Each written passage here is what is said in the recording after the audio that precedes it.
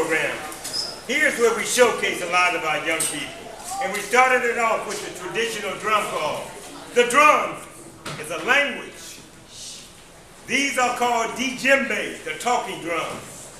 These drums, particularly here, was made in a village in Africa, outside of Ghana. And the chief of that village name is Chief Duakwa, a friend of mine. So we bringing you some real traditional stuff here today. So you can go back and remember. So often we have forgotten who we are, where we come from. Today, I hope you will be reminded that you will applaud the young people who are going to perform for you today. That you will encourage them to step forward and become great, because they were born to be great. And I say for us, get out of their way. The adults who may have some issues, so often we get in young people's way. And we will try to make ourselves more than what we are. Help them, and you know what? We will fix a whole lot of things. My name is Kwame Williams, and I do a lot in the community. Kwame means I was born on a Saturday. That's Ghanaian for Saturday's child, Kwame. And part of my tradition is to bring back the traditional ways. And I'm going to do that in a small way, but maybe a big way. Part of the griot is to tell stories about our yesterday, or it could be our tomorrow, or it could be that it never happened, or it could be just a dream. But you know what? If you dream it, pretty good chance you can make it happen. So I hope you leave here today dreaming about what this world can be like, and you can make that happen. Now once upon a time, surely not this time, in a place, obviously not this place, the Almighty Creator, calling God, as many of us do, was thinking one day, because you know God can speak and it will be. The God called all the angels together. He said, you know what, I have a thought.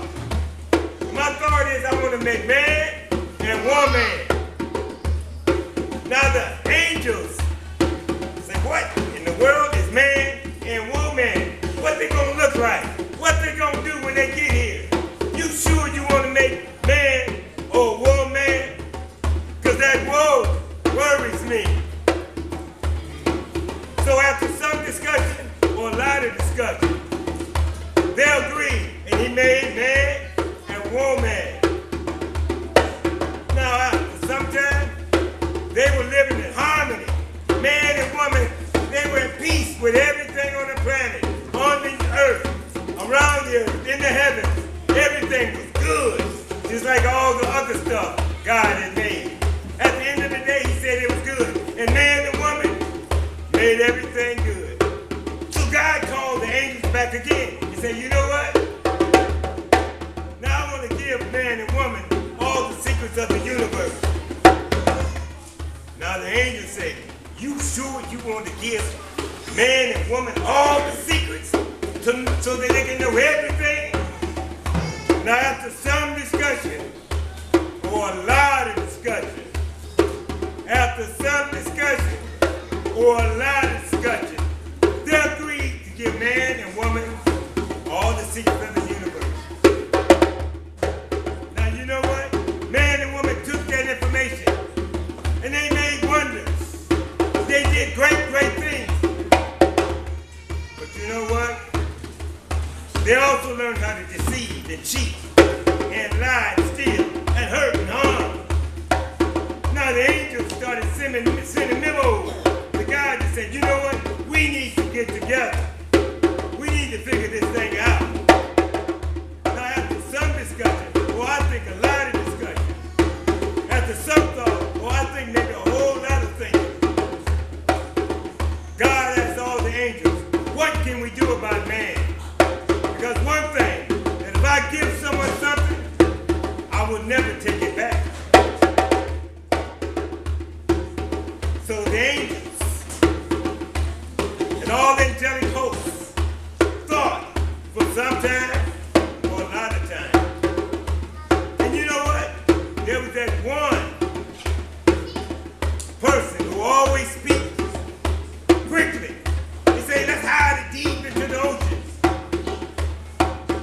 And then God reminded them, you know they made them submarines, right?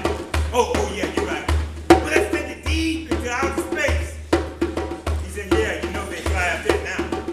Let's dig a hole and bury it. He said, you know they can dig, don't you? And then there's that one little quiet person who so often, you know what? You overlook them. You never ask them that question. Because maybe you think they just don't know. But the Creator who makes everything or everything have good in it. He asked that one little person that's always so quiet, what do you think? And that person said, you know what? I think since they so busy looking outside themselves, hide it inside of them. And so you know what? All of the angels, when they heard that, they know and they knew they couldn't say nothing better than that. So God said, because man and woman are so busy using their eyes and listening with their ears, they don't hear their own heart. So inside of every one of you is all the secrets of the universe. So I would say to you here, when is the last time you looked inside yourself? When is the last time you encouraged someone else to look inside themselves? For surely the answer to all the ills that exist on the planet is inside of someone more than likely sitting next to you or someone you know. Encourage them to discover the genius from within because the Almighty God gave it to them. Stop looking outside, everyone. Go inside. Find your peace and your harmony. He gave it to all. Just like every seed that you see, it automatically knows how to grow into what it needs to be. Let me let you hear that again. Every seed know what it can be. Because inside of it, he gave it all the ingredients to become whatever he wanted it to be. So I say to you this day, encourage the young geniuses that's going to come before you. Uplift them.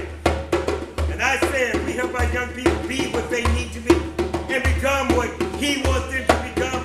We will be the benefactors of that genius. So let's enjoy the program tonight and encourage and make some wonderful noise for our young people. I say,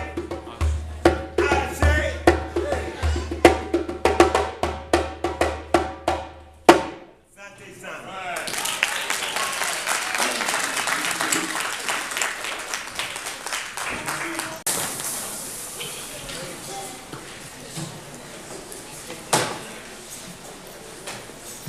Good evening. Thank you, my brother. Let's have another round of applause for the gentleman. Is there anyone in the house, in the presence of my voice, that is older than me? That is to say, that is over 65. Anybody? Yep. So do I have permission to speak? Yeah, both. In keeping with African tradition, it's always good to ask the elders that you have permission to speak. I'm Donald Christian. I'm the new CEO at Akron UMadoc.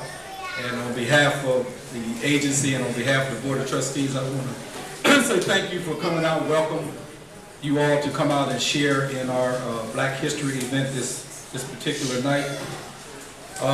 Carter G. Woodson created the Black History Week a long, long time ago. You young folks, do y'all know who Carter G. Woodson is? Hello? Yeah. Wrote a book called The Miseducation of the Negro and he was the actual founder of what we now celebrate as Black History Month. It started off as Black History Week. But it's a very, very unique thing in America, and it's great that we can come out and celebrate all of our achievements, having been through all that we have been through. And I think it's very important that we celebrate not just this month, but we celebrate what we do every day. Again, welcome, and I look forward to the program that we're having tonight. And the theme of tonight's event is called Change is Now.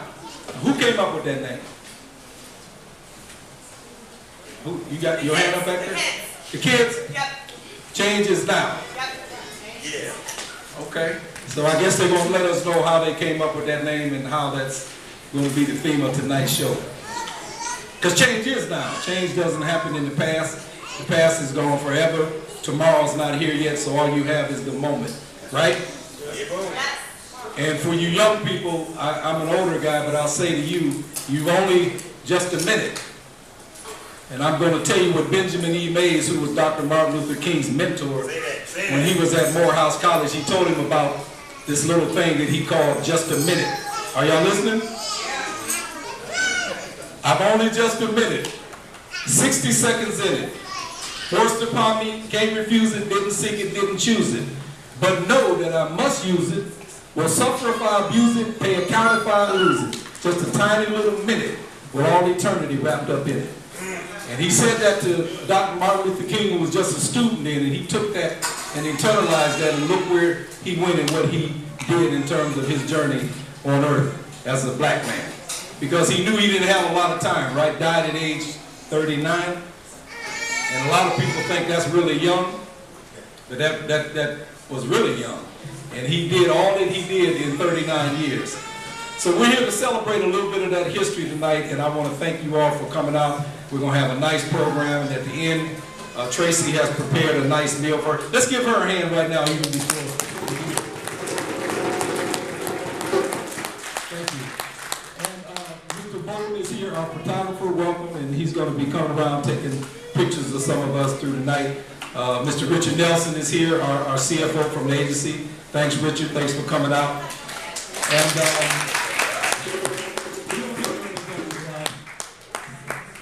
so anyway, enough for what I've had to say. Enjoy the evening. And who is going to be our MC? This young lady over here. And where is she? Okay, come join me, please. Thank you. So thank you. We're going to turn it over to you, and it's all your show. Thank you. Good evening, everyone. How's everyone doing? Wonderful. My name is Jayla Manley. I will be your MC of the show. So before we get the show started off, I'd like to welcome Derek Martin. He will be leading us to sing the Black National Anthem. So Derek. Hey everyone. Today I'll be singing the Black National Anthem. You're welcome to sing along if you'd like to. Lift every voice and sing till earth and heaven ring, ring with the harmonies of liberty. Let our rejoicings rise high as the listening skies. Let it resound loud as the rolling sea. Sing a song full of the faith that the darkness has brought us. Sing a song full of the hope that the thirst has brought us. Facing the rising sun of a new day begun, let us march on till victory is won.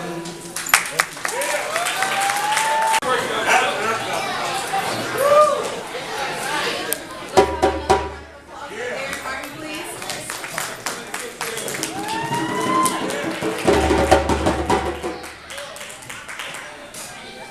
Okay, our next act, our first act, I should say, is the Distinguished Gents.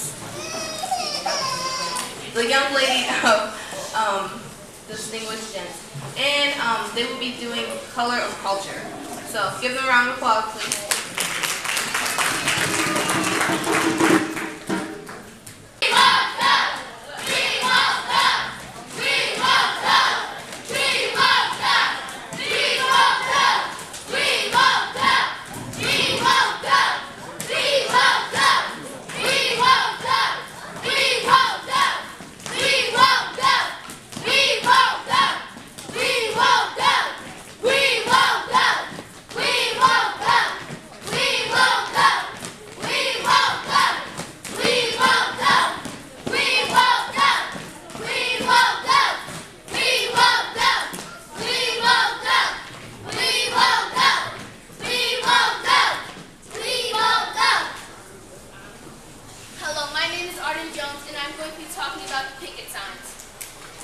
signs helped strengthen the civil rights movement.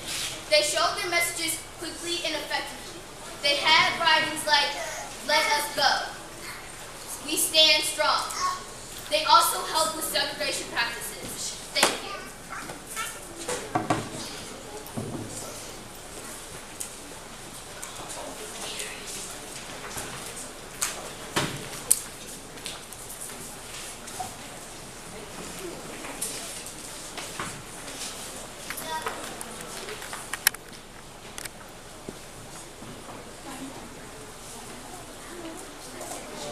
Ready, set, go!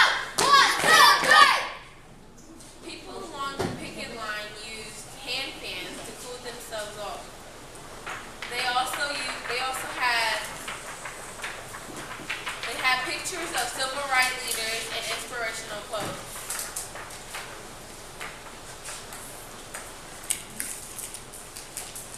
Good evening, everybody. My name is Erin, and welcome to Joy Park. I'm going to be reciting about the mask.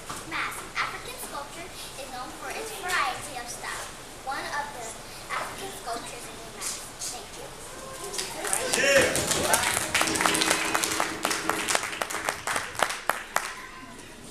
Hi, my name is Anya. Hi, my name is Jordan, and we're both going to be reciting about the hooping stick.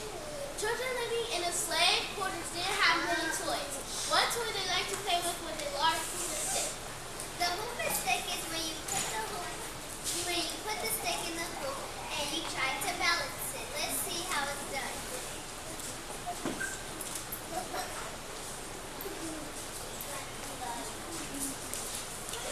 Ready, set, go!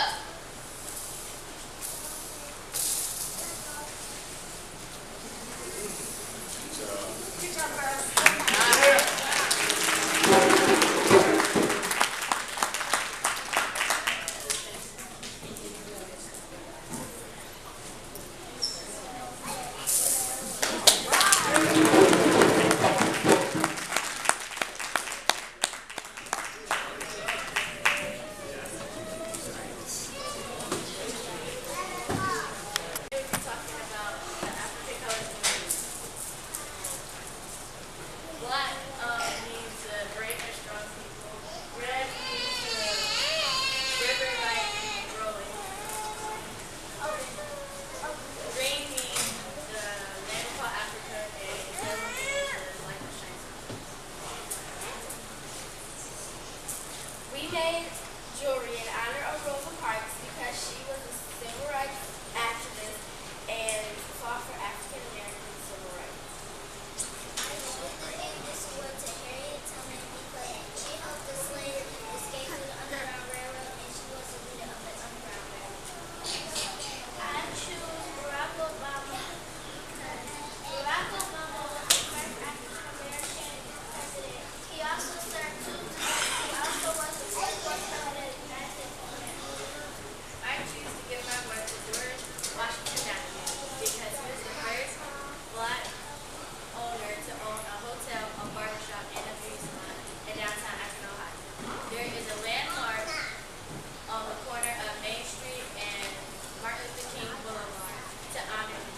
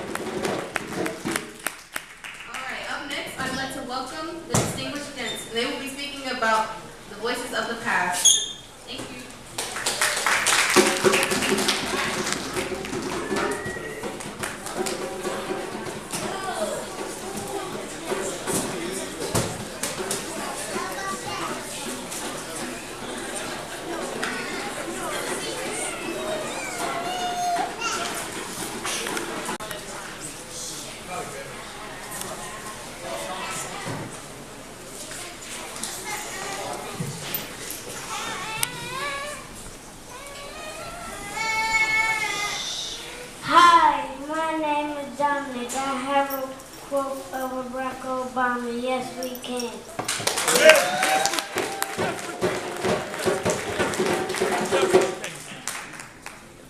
Hi, my name is Kyron Pikes, and I have a quote by Jesse Owens and George Washington Carver. If you can do common things in life in an uncommon way, you will get the attention of the world.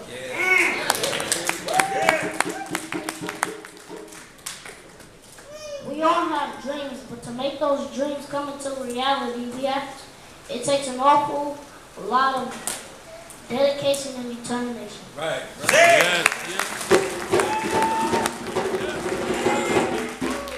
Hello, my name is Jerry Davis. I have a quote by Harriet Tubman. When I figured I had crossed that line, I looked at my hands to see if I was the same person. There was such glory over everything.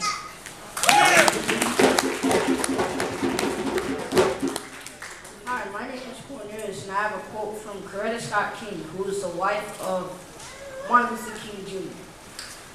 Hate is too great a burden to bear. Injures a hater. Injures a hater more than it injures a hater.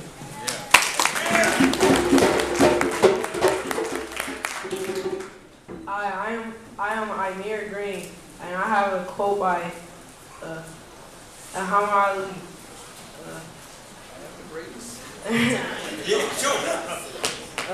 I'm America. I'm the part you won't recognize, but get used to me.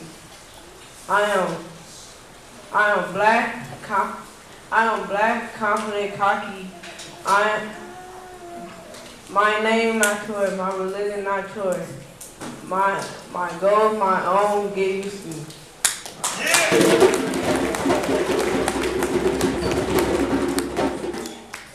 Hello, my name is De'Aaron, and I have two quotes today. One from Dr. Mae Jemison and one from Frederick Douglass. My first one by Mae Jemison is, never be limited by other people's limited imaginations. And if anyone doesn't know who Dr. Mae Jemison is, she was the first female African-American astronaut. My quote by Frederick Douglass is, if there is no struggle, there is no progress.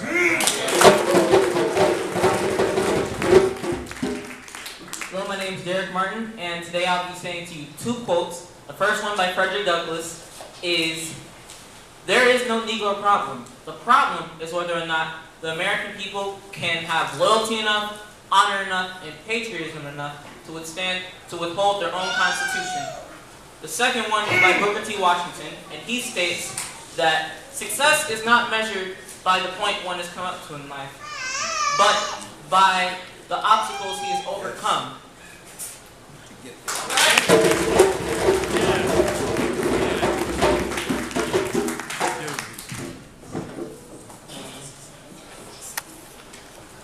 Up next, I will be speaking about the keynote speaker, John Hartford. John Hartford is a recreation professional employed by the city of Akron. He is a youth mentor employed by Akron Public School Student Services climate team.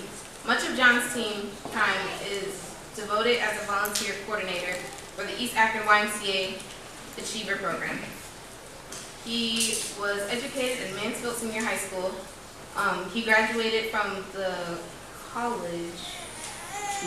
He graduated with a bachelor's in art degree. He was an All-Ohio team in high school football, starting offensive tackle by the NCAA Division III National Championship football team. He's been married 40 years with 2 children and 4 grandchildren. For his hobbies, he likes to record family history. He is currently dating back to 1775. He participated as a reenactor to this part of the fall in the Cuyahoga Valley National Park's Underground Railroad Walk. He is telling the story of Arnold Branson, an Underground Railroad conductor. Let's give it up to John Hartford.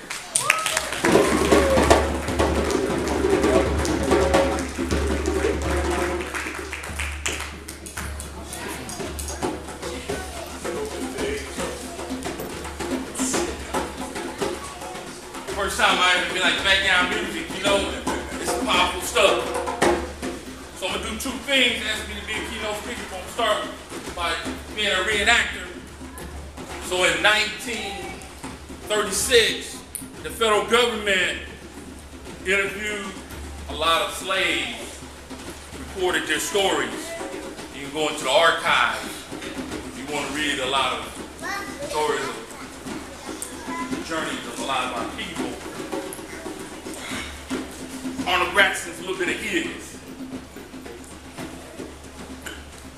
Now, most slaves didn't know when they was born, but you see, I did.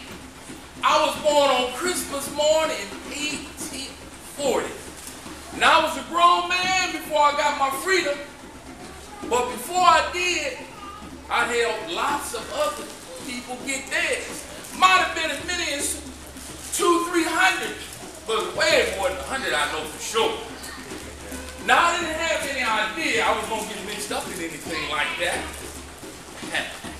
But it was one special night, I went courting at another plantation. And see, it was this old woman. She said she had this real pretty girl, and would I take her across the river to the free state of Ohio? And I got scared. I backed out in a hurry. But then I saw that girl. Wasn't long before I was listening to where to take her and where to leave her on the other side. Now, I don't know how I rode that boat across the river. The current was strong, and I was trembling, and I couldn't see a thing in the dark. But I felt that girl's eyes. Well, I don't know how long or how short it was now, but it was a long time rowing in the cold and trembling, but in a short time, because as soon as I did get across the river, that big-eyed girl be gone. Well, pretty soon, I got to a tall light. And I remember the old woman said, when you see the light, row up to it. So when I got up to it, two men reached out and grabbed me. I started shaking and praying all over again. And then one of them reached and grabbed my arm. And I started feeling just deep down inside me, the Lord just got ready to take me. And then one of them said, "Is you hungry, boy?" And if he hadn't been holding on to me, I think I'd have fell back into the river. Well, that was my first trip. Took me a long time to get over my scared feelings, but I finally did. Wasn't long before I was taking 2 and 3, and sometimes a whole boatload. Pretty soon I was making 3 and 4 trips a month. But now after that first trip, I never saw my passengers. We'd always be by the dark light of the moon. We'd meet in an open field or in a house without a single light. And then I'd first say, "What you know? What you say?" And they'd have to say the password. The password was Menard. Now I don't know what it meant, but it was in the Bible. So now before we continue with our journey, on 3, I need everybody to say with me, Menard. 1, 2, 3, Menard. And that's the end of that part. So I work with young people every day, and I kind of have them help me. So young people, I need you to help me with this. Repeat this after me. This is my story is Black history. Young people, my story is Black history. Yeah, my story is Black people. My adults, it takes a village. It takes a village. And together we can all make a difference. The title of this theme of this event is Change is Now. Into this quote by Barack Obama. All these young people had these great quotes. I was hoping they didn't have mine. He says, change will not come if we wait for some other person or some other time. We are the ones we've been waiting for. We are the change that we seek. So the message is to our young people. the change we seek. And I'm only going to ask you for one change. The one change I see in school every day. It's this little boy right here. I had it and I wasn't sure where it was at, but of course, again, I was led back to it. It says, this is about a kindergarten. It says LeBron James, January 1991, kindergarten. LeBron is always a polite and courteous young man in our room. Crosby School is very fortunate to have a student who tries his best every day. Yeah. That's the change that we need to make. That it's not sometime, it's every single day that we do our best. So I have this pledge that I have our young people. Every day I do this morning circle. Again, for our young people, repeat after me. I represent myself, my family, my school, my community, with pride, dignity, and strive for my personal best each day. And it's not easy, but if you're the role model, everybody's looking at you. They're looking at you sitting up straight, if you paying attention, if you focus, and you encouraging them to be the best they can be. They adopted one of my quotes. They use it at Krause. It's an announcement. They called it the Guidelines for Success. I had another name for it. All my students at Krause, they do a little morning circle, and I challenge them when they're going down the hall. It's number one, is you take pride in your work every day. You accept challenges. Number two, be respectful to your students and your teachers. You see, and even today in high schools, that's not common. You can't take it for granted, but you be that role model. And we forget, we always come to school to learn. You go to school, kids, unless parents, you remind them, every day you go to school to learn. You focus on that. It's not about your friends. Believe me, your friends influence you every single day. You go back to why your parents send you there. Why they spend that money to clothe you and care for you and prepare you for that day. So number four is you go to school to learn. Then what happens? Your dreams. Number five, your dreams will come true. It's at the announcements every day across CLC. Your dreams will come true because that's a very narrow path to being successful. And I just started a new one. Goals for greatness. So if you go back to LeBron, and if you do your best starting today, and people that's young ones like that, you instill in their values, always do your best, the goal for greatness go like this. Always remember where you came from. Always remember to give back. And always keep your promises. Because that is your character. That's what you represent in your family.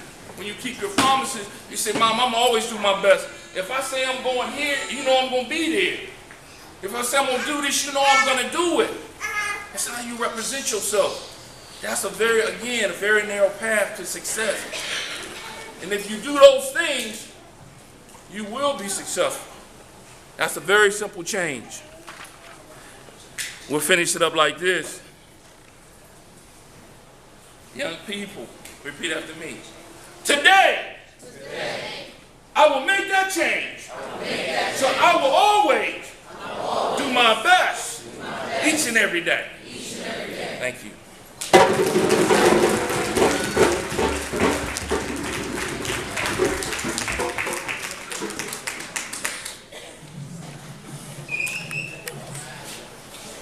John, could you come and join me at the podium, please?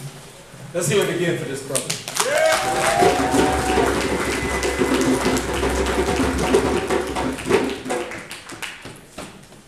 At the Akron Beacon Journal, who doesn't do a lot of positive stories, and a lot of people wrote about an 8-page article on this brother. It's called John Hafford Leads. Akron kids otherwise in trouble are inspired by a big guy with a whistle and a stopwatch. Akron Beacon Journal. Please Google this or read it, or we'll pass it around. And just a small token of appreciation on behalf of the Akron Urban Minority Alcohol and Drug Abuse Outreach Program and the Board of Directors, we would like to award you this day 2018 Village Keeper Award presented to you, John Hafford. And I'd like to read it. For the work you do within our communities, with our children and their families, and the efforts you have made to assist in keeping our heritage, culture, and history alive, we salute you. It takes an entire village to raise a child. Congratulations.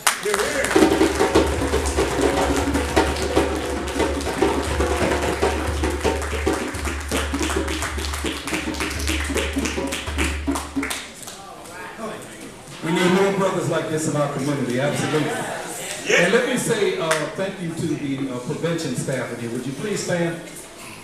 The people, Akron UMaDOT prevention staff. Congratulations.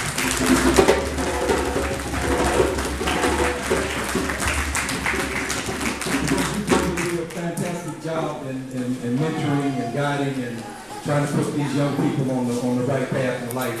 And you never get enough thanks that you actually deserve. So thank you so much for what you do. Where's my MC? Give this young lady a nice round of applause.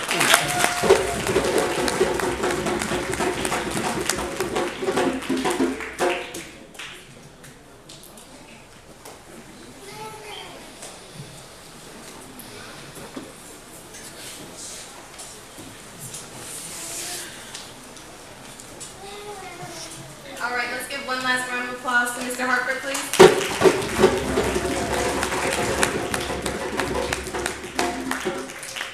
Okay, up next, I would like to welcome DeMarco Cannon. He will be doing a drum solo. DeMarco, Brian. How y'all doing? Good. How y'all doing? Good. How many of y'all know that we are here to celebrate Black History Month here today? Yeah, me. Now, if it wasn't for the people who made a change in this world, like Martin Luther King, Barack Obama, or Harriet Tubman, I wouldn't be here giving this solo for y'all today. So here I go. Go ahead, brother.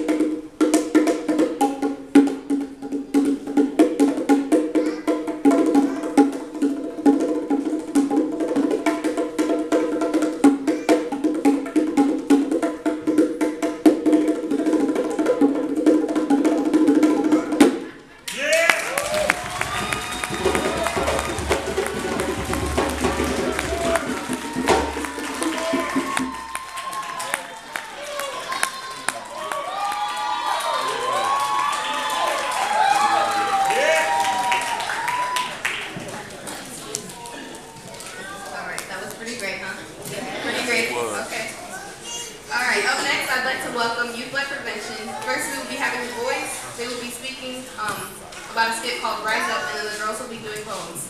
So you play, please come up.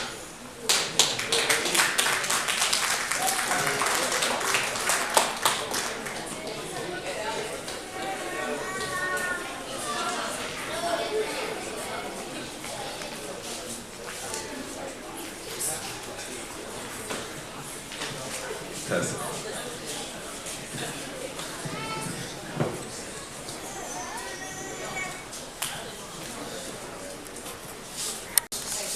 A lot of black males either do not understand or do not see the importance of their image or how others perceive them. Those same males,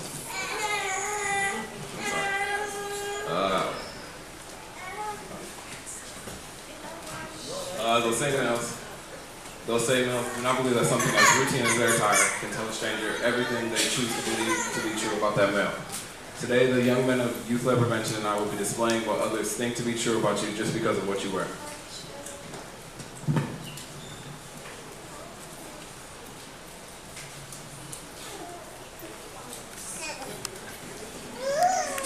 Why are people so afraid of me? What you wear sends a message. When you're perceived to be a thug, you may notice that others either cross the street to avoid you or clutch their purse when walking by. This is partly because they are uncomfortable with the concept of what a thug comes with.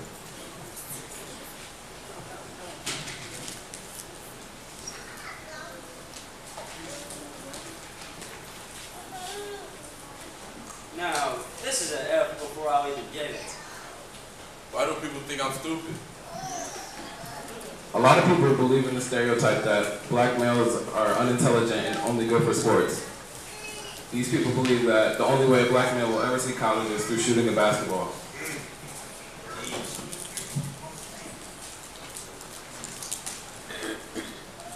You look pretty intelligent. Can you tell me what kind of colleges you're trying to go to? Sure. I'd recommend anything you can. Ivy Leagues, HBCUs, whatever works best. All right, thanks for the advice. No problem. Why do you think so nice and just like Oracle? Look at what you're wearing. Eat. As young black males, everyone on this stage understands that almost everywhere we go, there will always be assumptions and thoughts made about us. But being young men in a youth leadership program, we want to do what we can to change that. But above all, we understand that it starts with what we wear and how we present ourselves to others. That is our presentation. Thank you.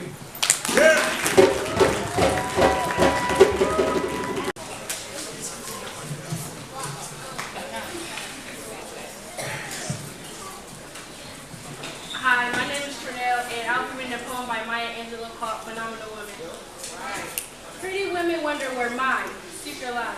I'm not cute or built to suit a fashion model size.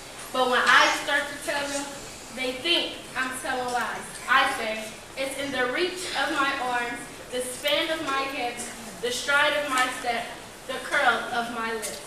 I'm a woman, phenomenal. Phenomenal woman, that's me. I walk into a room, just as cool as you please. And to a man, the fellows stand or fall down on their knees.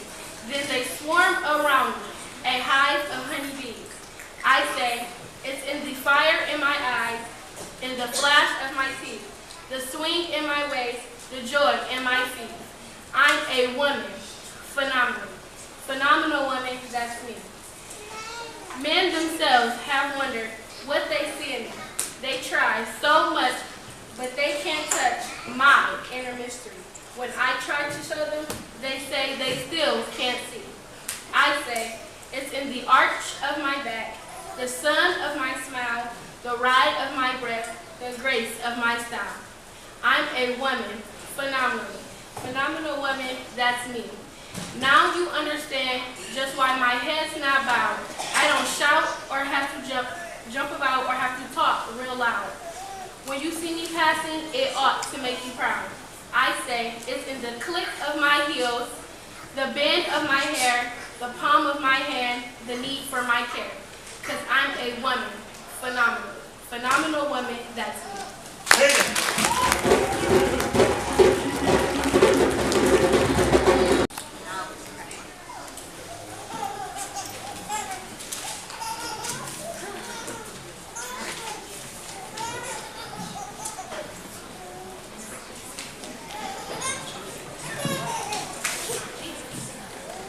My name is Morgan Roberts, and I'll be reading a poem or a spoken word that I have written.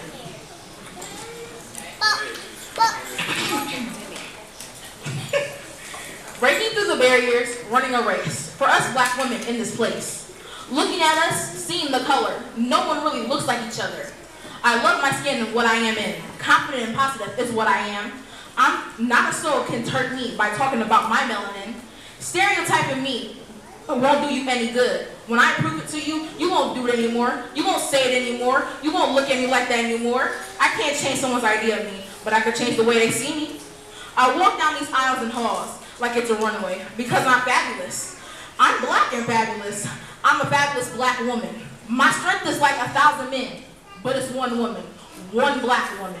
I'm courageous. I'm kind, I'm confident, I make a UNITY, that's a unity. I come from Queens, I come from royalty, I come from the highest above. And that's why I love being a black woman.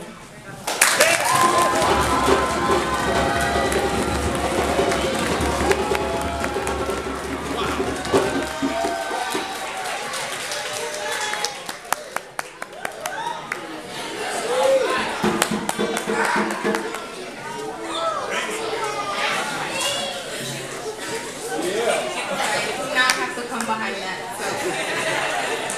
Alright, so as I said before, my name is Jayla Manley, and today I will be speaking about my natural hair journey. In August of 2016 was the first day of my natural hair journey.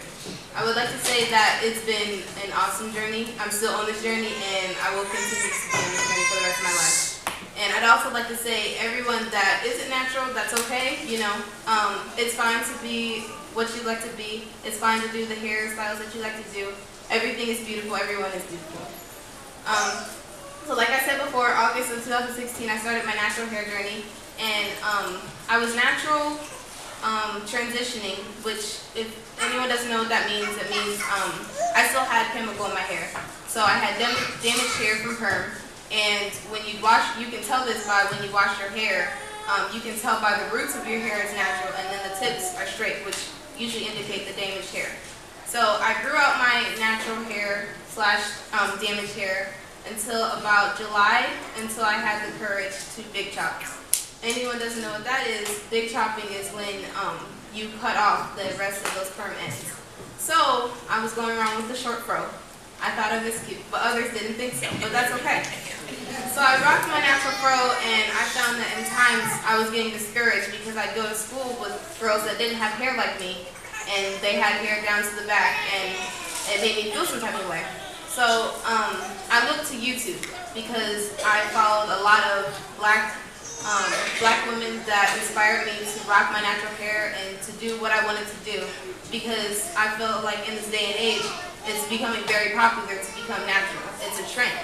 So I would like to say that YouTube helped a lot, and also it just helped to help me continue to embrace my natural hair, and also help my friends to embrace their natural hair.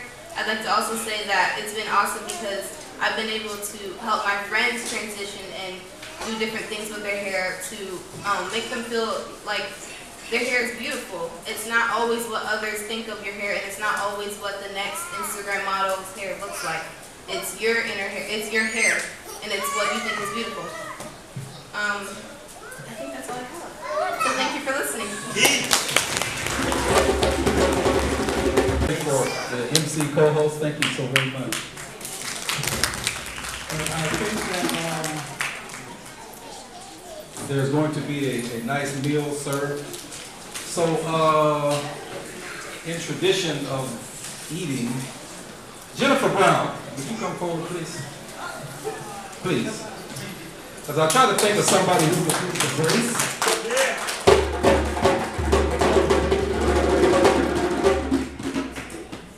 So would you so kindly please lead us in grace and bless the food for these young people? I'd appreciate it so much. Thank you.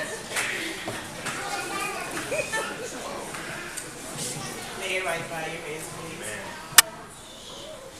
God, we'd like to thank the people that prepared the food today for nourishment for our body.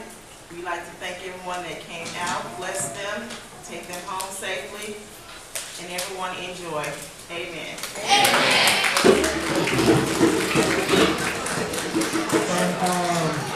Where is Tracy? Tracy Hicks? Can you please give us some direction as to how we will proceed? We're going to turn it over to you and your staff. Please give us directions in terms of how.